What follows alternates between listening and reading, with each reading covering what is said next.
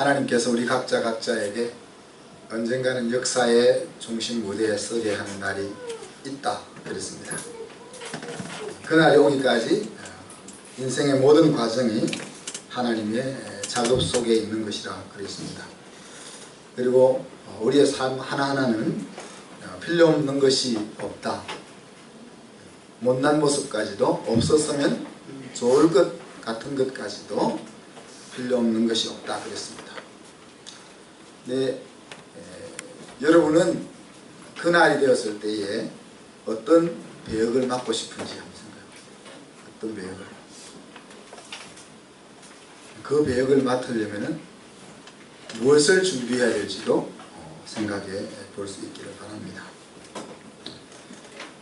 그날이 되어서 그런 것도 좋은데, 그날이 되기까지 가는 그 노정, 다시 말하면 그 지금과 그날 사이의 시간도 즐거울 수 없을까, 이런 생각을 해볼 수 있습니다.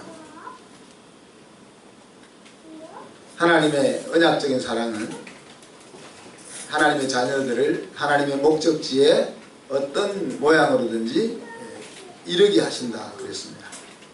그래서 말을 안 들으면 매를 들었으라도 하나님 이끌고 가고 싶은 그 자리에 이끌고 가시는 사랑, 그 사랑이 언약적 사랑이다 그랬습니다. 그리고 또 혹은 그것을 하나님의 열심이라 그렇게 표현했습니다. 오늘 읽었던 이 짧은 본문 속에 야곱의 모습은 바로와 애굽 그 당시에 대제국이었던 애굽 나라의 왕, 그 바로와 대면하고 있는 모습을 볼 수 있습니다. 70명을 이끌고 온 일개한 부족장이 대제국의 왕 앞에서 서로 대면하고 있는 그런 모습을 보게 되는 겁니다.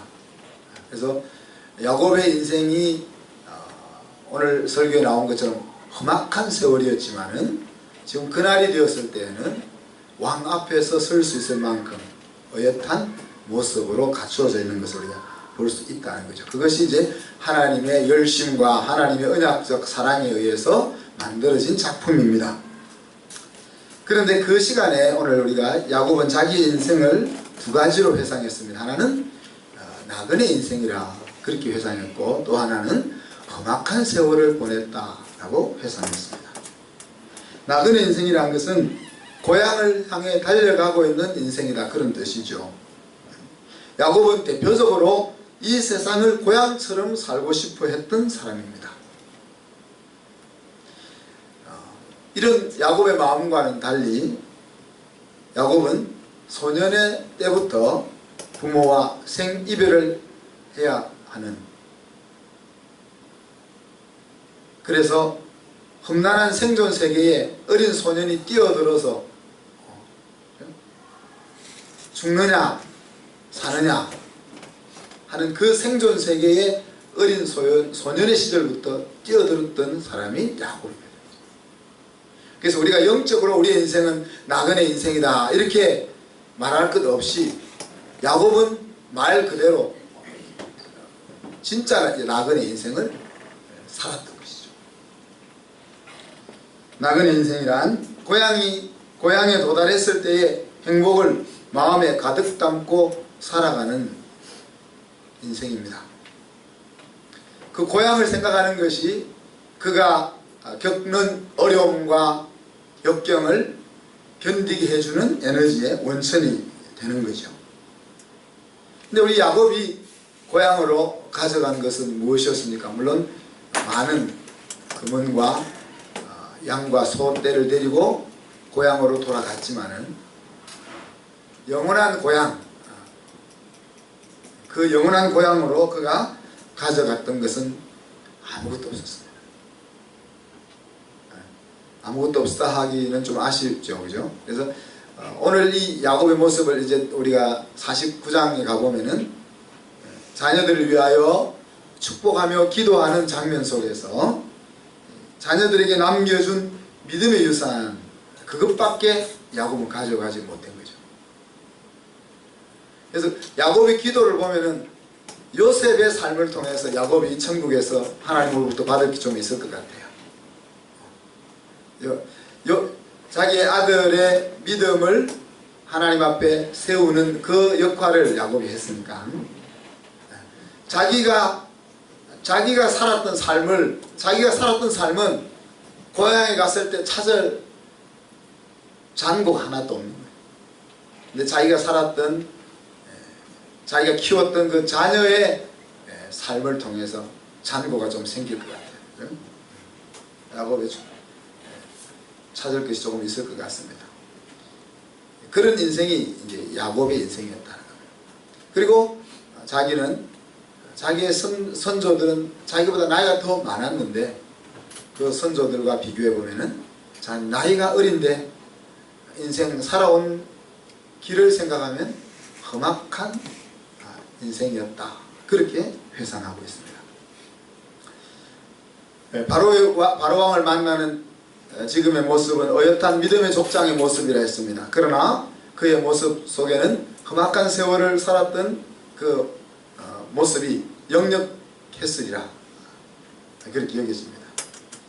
그가 이런 험악한 세월을 살았던 것은 스스로 자초했던 거죠. 그가 험악한 길을 걸어갔던 이유는 자기가 그 길을 스스로 들어갔던 것입니다. 하나님이 그 길로 그를 몰아친 것이 아니라 그가 스스로 그 길로 들어갔던 것입니다.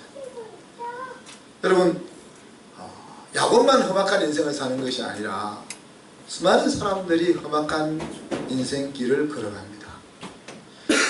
하나님을 모르는 사람이 험악한 길을 걸어간다면 이해가 되잖아요, 어느 정도. 근데 하나님을 아는 사람이, 하나님을 섬기는 사람이 왜 험악한 길을 가야 할까? 왜 하나님을 섬기는 사람도 험악한 길을 걸어가는가 하는 것들을 좀 생각해 볼 수 있었으면 좋겠어요. 여러분, 다윗은 하나님의 마음에 합한 위대한 왕입니다. 그죠? 그러나 그의 인생을 바라볼 때 다윗과 우리가 앉아서 이야기한다면 내 인생 험악했다 라고 말할 것 같아요.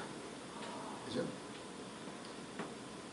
네, 그는 인생의 절반 이상을 도망다니며 살았고 또 자기의 사랑하는 아들로부터 배반을 당했고 또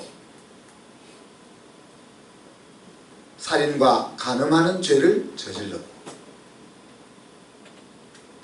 그래서 다윗이 하나님의 위대한 왕으로 능력 있는 왕이었음에도 불구하고 그도 험악한 인생을 걸어갔다.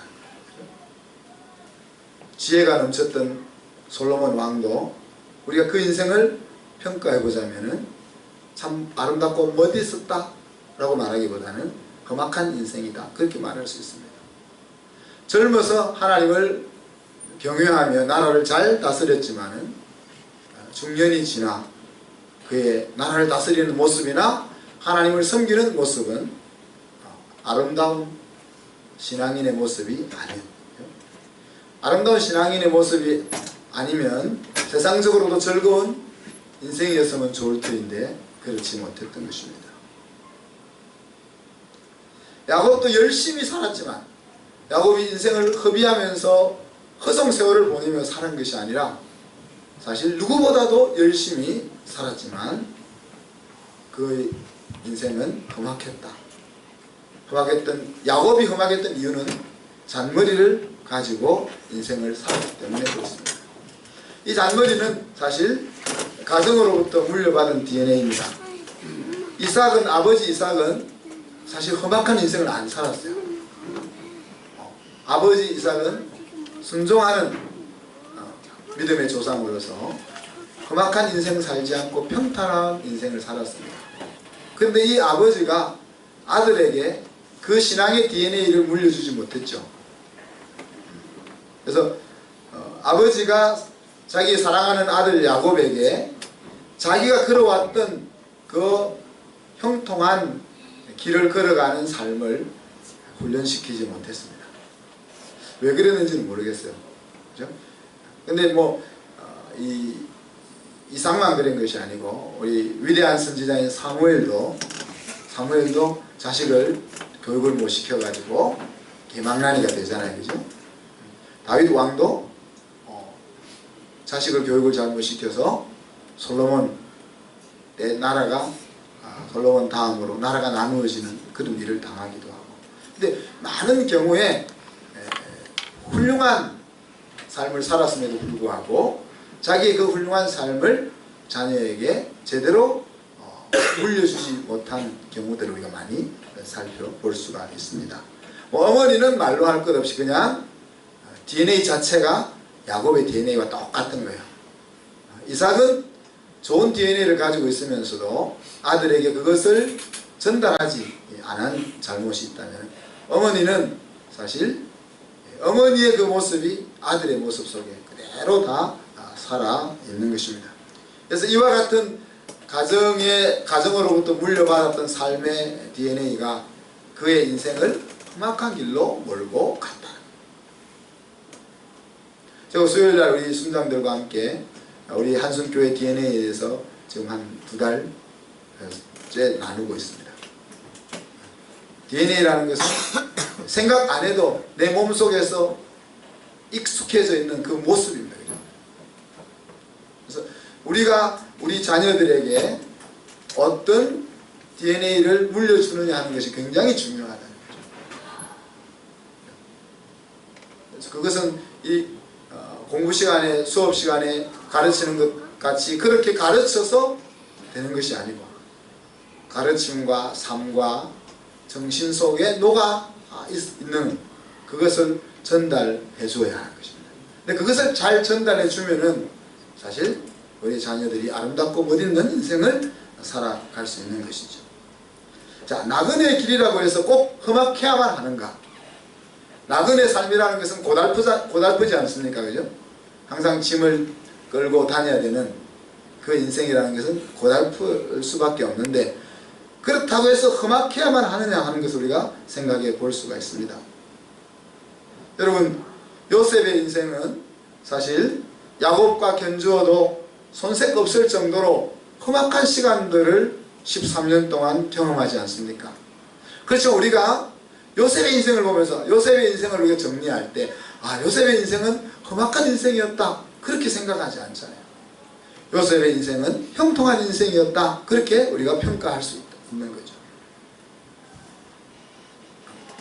객관적으로 비교하자면은 야곱의 인생이나 요셉의 인생이나 어떻게 보면 요셉의 인생이 더 험악한 상황이었지만 요셉의 인생은 험악한 세월이 아니고 형통한 세월로 평가되어질 수 있다는 이야기입니다.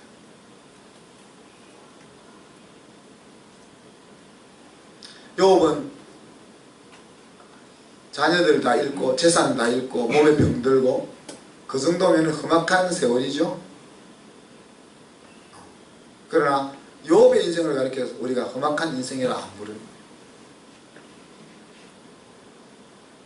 예레미야는 하나님의 말씀을 전하는 것으로 인하여서 옥에도 갇히고 백성들로부터 비난받고 핍박받는 인생을 일평생 살았습니다.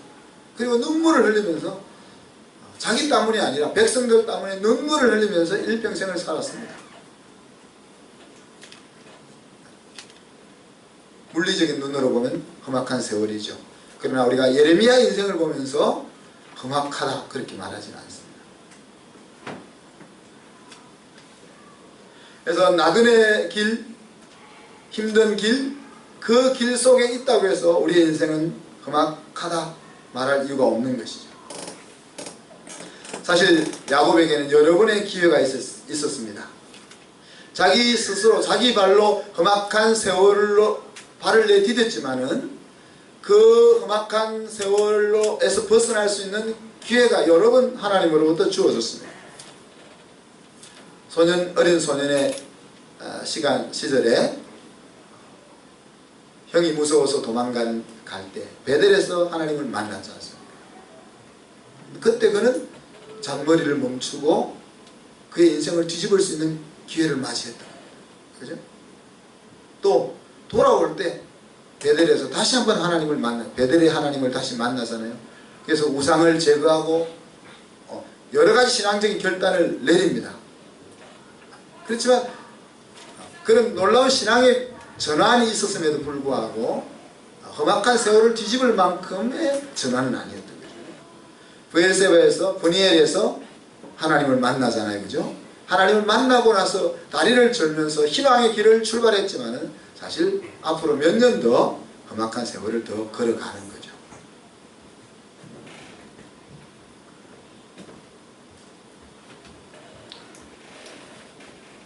하나님의 생각과 계획은 항상 선이라 그랬죠. 우리를 향한, 자기 자녀를 향한 하나님의 생각과 계획은 항상 선이라 그랬습니다. 그리고 항상 선 속에는 구원의 완성이라는 것이 또 담겨 있습니다. 그 말은 하나님의 우리 각자를 향한 목적지로 이끌고 가야 되는 열심이 하나님에게 있다는 거예요. 우리를 이끌고 가야 되는 목적지가 있는 연고로 우리가 그 양에 미치지 못하면은 하나님 우리 인생 막대기로 우리를 채찍질 하신다고 했습니다. 내 함량이 하나님이 나를 향하여 가지고 있는 그 목적지에 도달할 만한 함량이 못 되면은 내 인생이 험악한 세월을 만나게 되어 있다.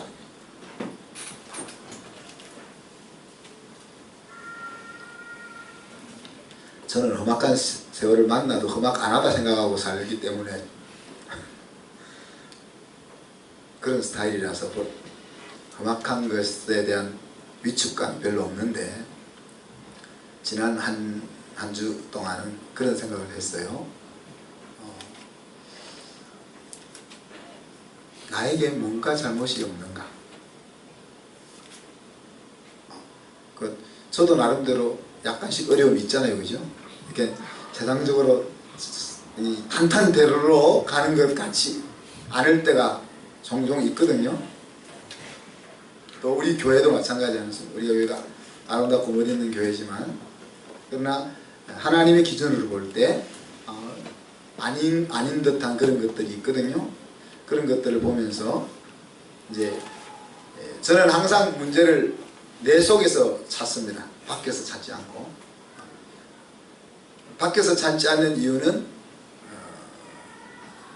하나님이 허락지 아니하시면은 그런 일은 일어날 수 없다. 하나님의 절대 주권 때문에 그렇습니다. 물론 문제는 항상 나만 문제를 일으키는 것이 아니고 밖에서 나를 향하여 공격해 오는 경우도 많지 않습니까? 그렇지만 그거를 제가 왜 나에게 그래 이렇게 바라보기보다는 나에게 어떤 부분에 문제가 있을까 그런 쪽으로 생각을 합니다. 왜냐하면 아까 이야기한 것처럼 하나님이 허락지 아니하시면 얼도 당도 않는 일 같은 것도 안 생기니까. 그래서 내가 객관적으로 잘못한 일이 없는 것 같을 때라도 그런 험악한 일을 만나게 되면은 그 사람이 왜 험악한 일을 나에게 해? 이런 생각이 들다가도 나에게 어디가 문제가 있어서 이런 일이 일어날까 하는 생각을 가지게 됩니다. 그래서 그런 생각을 이번 주에 좀 많이 했어요.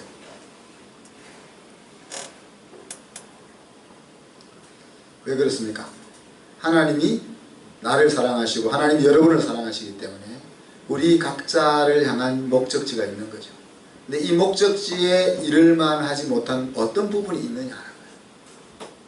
그래서 제가 그거를 돌아보는 겁니다. 하나님, 내가 아직 함량 미달되어 있는 부분이 어디입니까? 우리 집사람 말은 성질 내는 거 아직 함량 미달이다고요. 제가 물질의 부분에서 아직 하나님 앞에 놓지 못한 것이 있습니까? 아니면 어떤 공명심 때문에 뭐가 있습니까? 하여튼 여러 가지 방향에서 함량 미달인 부분이 무엇인가 찾아보면서 우리 집사람한테 나한테 어디 미달된 부분이 어디 있느냐 어디 있겠냐 당신 보기에는 그래 물었더니만 찾을 수 없었던지 성질내는 것이 아직 함량입니다.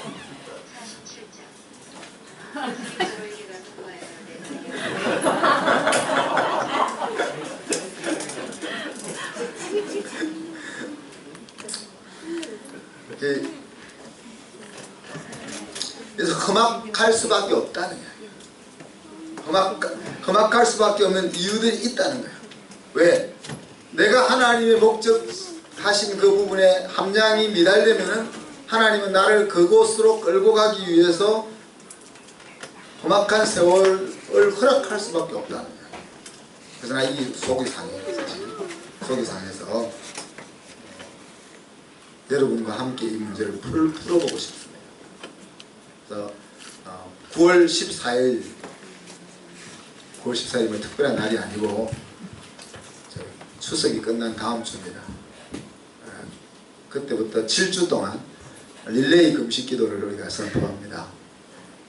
우리가 일이 있을 때마다 항상 금식 기도를 했었는데, 금식 기도를 할 때마다 하나님이 큰 역사를 하셨죠. 우리 암이 낫기도 하고, 또 우리가 교회를 사기도 하고 교회를 짓기도 하고 그랬는데, 이번에는 우리를 험악한 세월로 끌고 가는 이거를 격파하기 위해서 좀 우리가 금식을 좀 했으면 좋겠어요.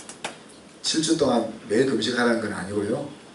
자기가 정한 날만 하면 됩니다. 한 끼 금식은 해당이 안 되고 하루 단위로 금식을 하게 될 텐데, 격파해야 될 것이 많은 사람은 여러 날 해도 됩니다. 자기가 하기 힘들면 다른 사람한테 부탁해서 좀 해도 됩니다. 그래서 다음 주부터 제가 표를 이제 나눠드릴 테니까 자기 이름을 집어넣으세요. 주일날은 빼고 월, 화, 수, 목, 금, 토 6일씩 7주 동안 합니다. 그래서 이번 기회에 우리의 인생 속에 찾아와 있는 그 험악한 세월들, 그 하나하나를 좀 부숴버렸습니다. 왜 우리가 이 속에 살아요? 하나님의 의도는 그거 전혀 아닌데 왜 우리가 꼭 거기 안 가면 안 되는 것처럼 그렇게 살아야 하냐. 어떤 경우는 우리가 육신의 연약함이 험악한 세월일 수 있고, 그죠? 물질적인 어려움이 험악한 세월일 수 있고, 심령의 약함이 험악한 세월일 수 있고, 나를 괴롭히는 질병이 험악한 세월일 수 있고, 내 마음을 힘들게 하는 새끼가 내 험악한 세월일 수도 있고, 나를 이해하지 못하는 부모가 험악한 세월일 수 있지만은 하나님의 계획 속에는 험악한 세월은 없는 거예요. 우리가 그 험악한 세월로 들어갈 수밖에 없도록 발걸음을 내디디고 있는 거예요. 그래서 내 발걸음이 도대체 어디에서 문제가 있어가지고 내가 이런 길 속에 이런 노정에 있느냐, 이것을 찾고 그것을 부숴버리는 시간으로 가졌으면 좋겠습니다.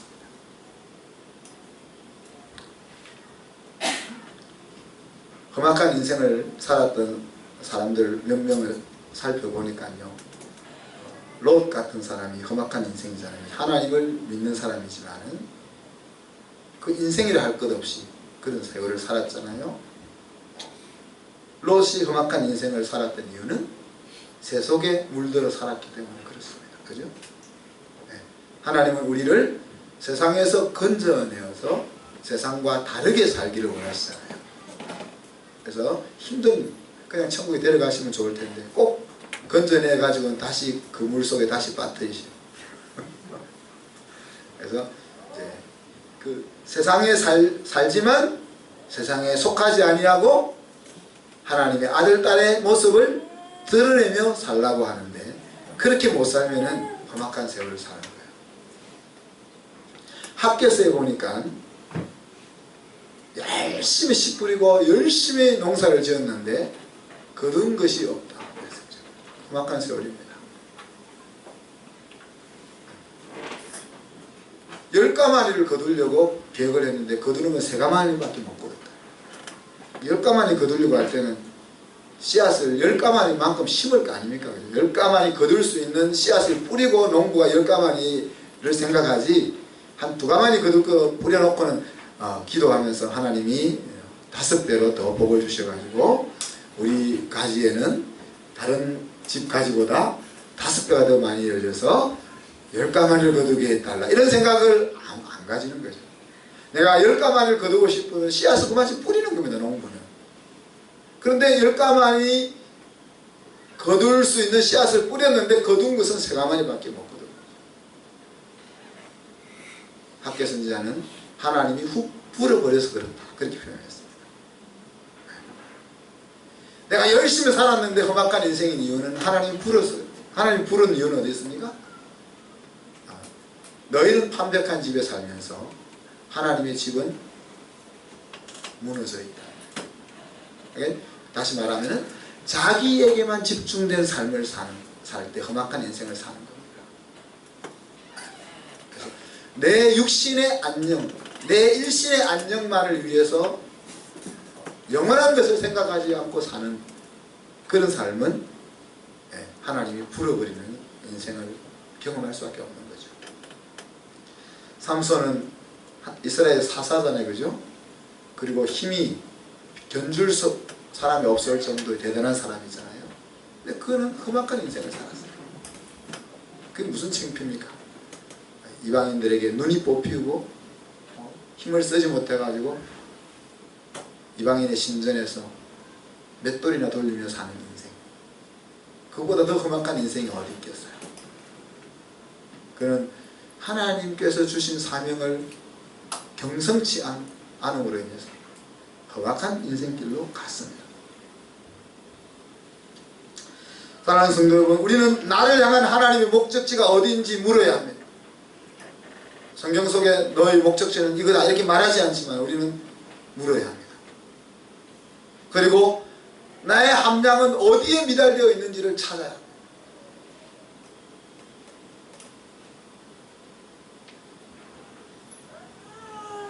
하나님과 마음과 마음이 통하는, 그래서 하나님의 마음을 우리의 삶으로 나타낼 수 있는 그 소통의 날, 그날을 하나님은 기다리십니다. 그죠? 야곱이 하나님 앞에 하나님이 살려주시지 아니하시는, 복을 주시지 아니하시는 놓을 수 없습니다 하면서 부러진 환도뼈가 위골되면서 하나님 앞에 항복할 때 하나님이 회개하며 통회하는 그날을 기다렸다. 그게 소통의 날인 거예요. 그죠? 말로만, 이게 말만 의사가 통하는 것이 소통이 아니고 그 마음과 마음이 통하는 그날을 하나님 기다립니다. 하나님 우리를 향하여 가지고 계신 그 복을 받아 누릴 수 있는 그 소통의 날을 하나님이 기다리는 거죠. 하나님 야곱에게 다시는 야곱이라 부르지 말라고 2번이나 얘기했어요.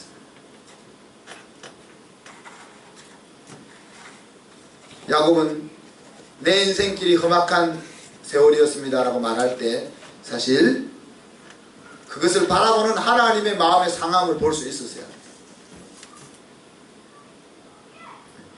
복된 길을 펼쳐줬는데 지가 험악한 인생을 살아가고 있을 때 부모의 심령이 뭔지를 우리가 볼 수 있어요. 그래서 제가 지난번에도 이야기했어요. 여러분, 우리가 행복하고 승리하는 인생을 사는 것은 선택이 아니고 필수다. 하나님의 아들, 딸로서 하나님이 마련해 놓은 그 복된 삶을 누리는 것은 내가 잘하면 누리고 못하면 안 누리고 그럴 게 아니고 안 누리는 것이 죄악이고 반역이 나는 거예요. 부모가 복된 삶을 살 수 있도록 모든 것을 다 펼쳐놨는데 그 길로 들어가지 않는 것은 불효 정도가 아니고 반역이라는 거예요.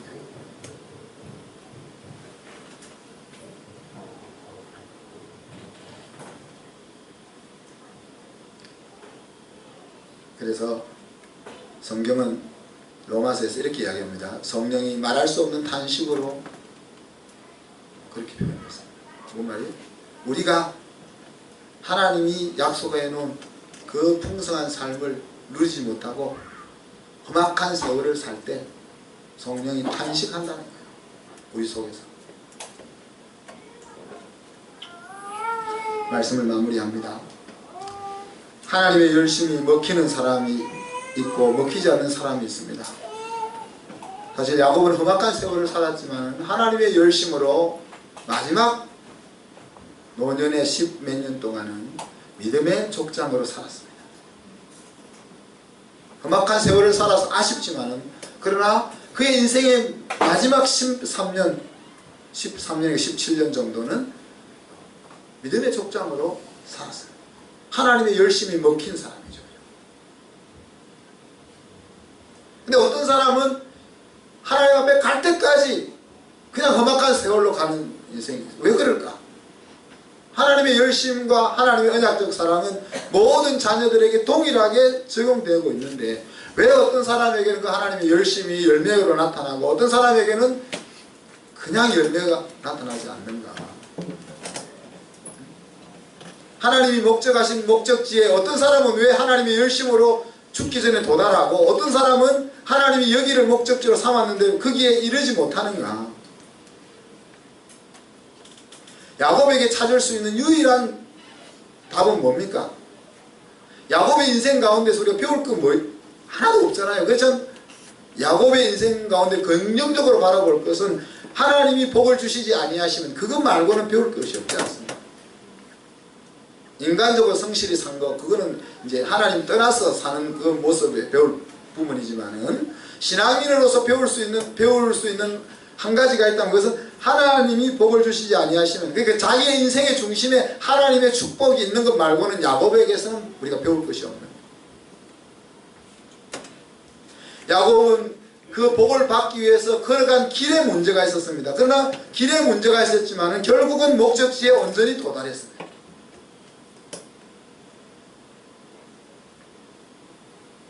길에 문제가 있었기 때문에 험악한 세월을 걸어가야만 했지만 그러나 하나님의 열심히 열매를 맺어서 목적지에 도달할 수 있었다는 것입니다.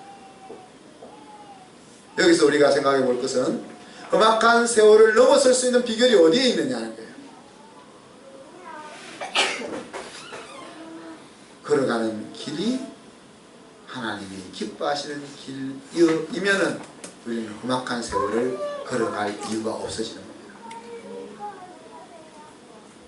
그래서 아까 얘기한 것처럼 이 험악한 세월을 걸어가고 있는 우리의 발걸음 하나하나를 좀 격파해 버렸으면 좋겠다. 왜 우리가 하나님이 계획하지도 않은 그 험악한 세월을 꼭 걸어가야만 하겠다고 그 길을 고집을 피우면서 가고 있냐?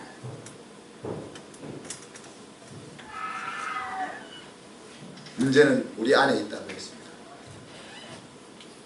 하나님에게 문제가 없습니다. 하나님은 우리를 향하여 항상 선을 계획하고 계시고 항상 행복을 계획하고 계십니다. 세상에도 문제가 있는 것이 아닙니다.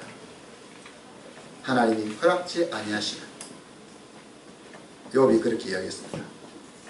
하나님이 허락지 아니하시면 우리 아들이 죽을 수 있었겠냐? 내 재산이 날아갈 수 있었겠냐? 왜 허락하셔야만 하는가? 왜 험악한 세월을 허락하셔야만 하는가? 너 잘못했으니까 너 험악한 세월을 가. 그렇게 하실 하나님 아니잖아요. 그 험악한 세월을 허락하고 싶지 않은 그 아픈 가슴을 가지고 그 길을 허락하시면서 왜 허락하셔야만 하는가?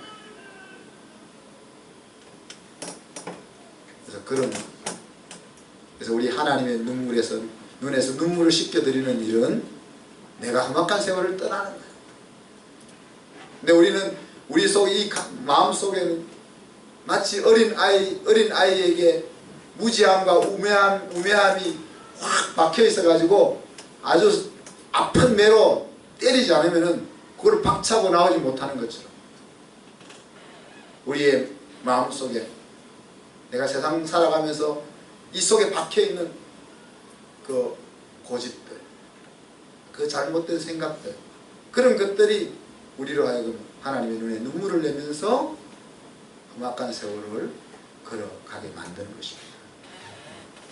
아무쪼록 저와 여러분은 하나님이 주신 그 목적지 이를 그날도 중요하지만 그 날과 오늘 사이에 이왕이면은 험악한 세월이 아니라 하나님의 눈에 기쁨이 웃음이 넘칠 수 있는 그 걸음을 같이 걸어갈 수 있기를 바랍니다. 기도하겠습니다. 하나님 사랑과 은혜를 감사합니다. 야곱은 믿음의 족장의 자리에 서서 자기의 인생은 험악한 세월이었다 고백했습니다. 주님, 그가 하나님의 열심으로 믿음의 족장의 자리에 서 있었지만 그러나 그의 인생의 대부분은 참으로 험악한 세월이었습니다. 하나님이 계획하시지도 않으셨고 하나님이 마음 아파하셨던 그 길을 야곱은 왜 가야만 했었습니까? 사랑하는 주님, 오늘 우리에게도 하나님은 항상 선과 행복한 길을 준비하고 생각하고 계시는데 우리들의 인생은 왜 험악한 세월들을 만납니까? 하나님, 우리들의 마음의 눈을 열어주셔서 우리의 미달된 함량이 무엇인지를 찾게 하시고 우리의 완고해진 마음을 기경해 주셔서 마음을 뒤엎어 복된 길로 걸어갈 수 있는 저희들이 되게 하여 주시옵소서. 감사드리며 예수 그리스도 이름으로 기도하옵나이다.